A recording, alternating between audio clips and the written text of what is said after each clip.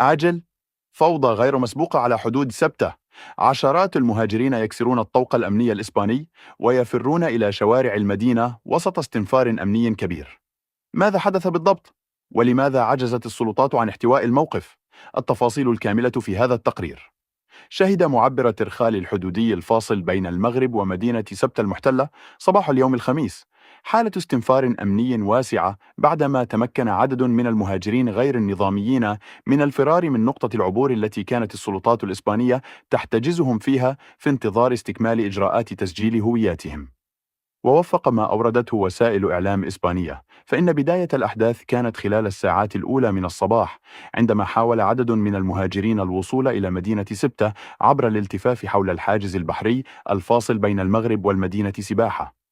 وقد تدخلت قوات الحرس المدني الإسباني في البداية وتمكنت من احتواء الوضع بشكل مؤقت ونقل الموقوفين إلى نقطة التجمع داخل المعبر من أجل استكمال الإجراءات القانونية.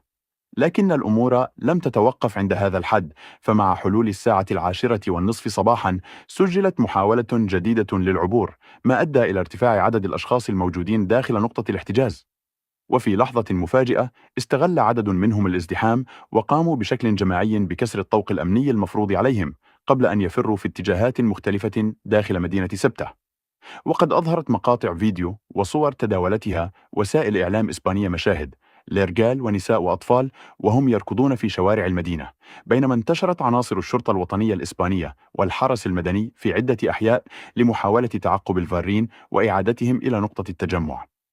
هذه الحادثة أعادت إلى الواجهة من جديد ملف الهجرة غير النظامية، الذي يشكل أحد أكبر التحديات الأمنية والإنسانية بالنسبة لإسبانيا والاتحاد الأوروبي، خاصة مع استمرار محاولات العبور نحو سبتة ومليلية عبر البر أو البحر رغم الإجراءات الأمنية المشددة. كما تطرح هذه الواقعة تساؤلات حول مدى قدرة السلطات الإسبانية على التعامل مع تزايد أعداد المهاجرين، خصوصا في ظل الضغوط التي تشهدها المعابر الحدودية خلال الفترة الأخيرة، إضافة إلى الظروف الصعبة التي تدفع الكثيرين إلى المخاطرة بحياتهم أملا في الوصول إلى الضفة الأوروبية. وفي انتظار صدور بيان رسمي يكشف الحصيلة النهائية وعدد الأشخاص الذين تمكنوا من الفرار أو الذين أعيد توقيفهم، تبقى هذه الحادثة واحدة من أبرز الوقائع التي شهدها معبر ترخال خلال الأشهر الأخيرة، وسط ترقب لما ستسفر عنه التحقيقات والإجراءات الأمنية التي ستتخذها السلطات الإسبانية خلال الساعات المقبلة. ويبقى السؤال المطروح: هل ستكون هذه الحادثة مجرد واقعة معزولة، أم أنها مؤشر على موجة جديدة من محاولات الهجرة غير النظامية نحو سبتة؟ شاركونا آراءكم في التعليقات، ولا تنسوا الإعجاب بالفيديو والاشتراك في القناة ليصلكم كل جديد.